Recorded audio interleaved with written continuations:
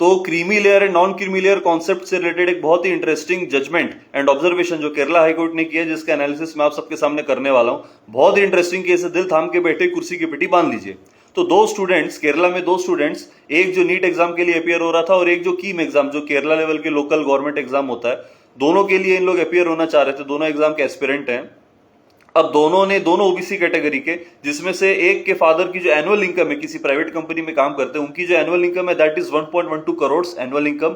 और जो दूसरा स्टूडेंट है उसके फादर किसी प्राइवेट बैंक में काम करते हैं, दोनों प्राइवेट सेक्टर एम्प्लॉइज। उनकी जो इनकम थी वो that is 33 lakhs annual income. अब दोनों ओबीसी कैटेगरी के, दोनों ने तहसीलदार, एर्नाकुलम में तहसीलदार के सामने एक एप्लीकेशन लगाया कि because both the students they wanted to avail the OBC reservation benefit in this government exams. तो उन्होंने एक एप्लीकेशन डाला बिफोर द तहसीलदार एर्नाकुलम कि उन्हें नॉन क्रीमी स्टूडेंट्स की कैटेगरी में कैटेगराइज किया जाए। अब इसमें जब ये केस हाईकोर्ट तक आया, और हाईकोर्ट तक ये मैटर एस्केलेट इसलिए हुआ क्योंकि तहसीलदार ने इन दोनों स्टूडेंट्स की एप्लीकेशन को खारिज कर दिया। और when this matter was listed before the single bench, justice Kurian Thomas के कोर्ट में दिस मैटर वाज लिस्टेड।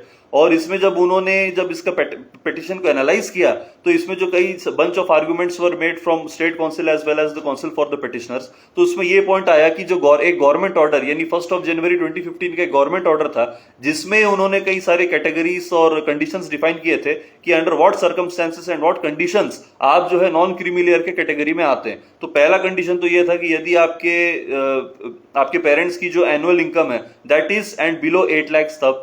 दूसरा कैटेगरी ये था कि कुछ स्पेसिफिक गवर्नमेंट पोस्ट डिफाइंड है जो उनके पूरे फॉर्मेट में दिया हुआ है, यदि आपके पेरेंट्स उसी गवर्नमेंट पोस्ट में काम करते हैं तब जाके आपको नॉन क्रीमी लेयर का बेनिफिट मिलेगा, नॉन क्रीमी लेयर स्टूडेंट्स की कैटेगरी में आपको रखा जाएगा।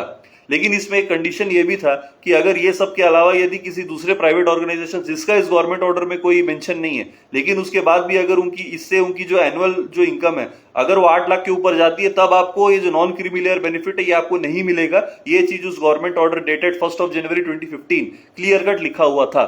तो जब इन्होंने तहसीलदार के जो रिजेक्शन ऑर्डर को चैलेंज करते हुए when they moved an application before the Kerala high court, तो केरला हाईकोर्ट ने इन दोनों के पिटीशन को डिसमिस कर दिया क्लियर कट, और साफ साफ बोल दिया कि आप दोनों के जो पेरेंट्स की जो इनकम है वो 8 लाख से बहुत ज्यादा है। मतलब इतना ज्यादा होने की वजह से आपको जो है नॉन क्रीमी लेयर के कैटेगरी में आपको नहीं रखा जा सकता, आपको जो है रिजर्वेशन का कोई बेनिफिट नहीं मिलेगा। तो ये जो केस है ये इतना ज्यादा इंटरेस्टिंग केस है, और उनके जो दोनों जो पिटिशंस थे वो उसको मतलब पूरी तरीके से at the very first instance उसको डिसमिस कर दिया गया, उनको कोई बेनिफिट नहीं मिला। अब definitely this matter will escalate in the writ appeal before the division bench. आगे इसमें देखने क्या होता है। आप सभी को जय श्री राम।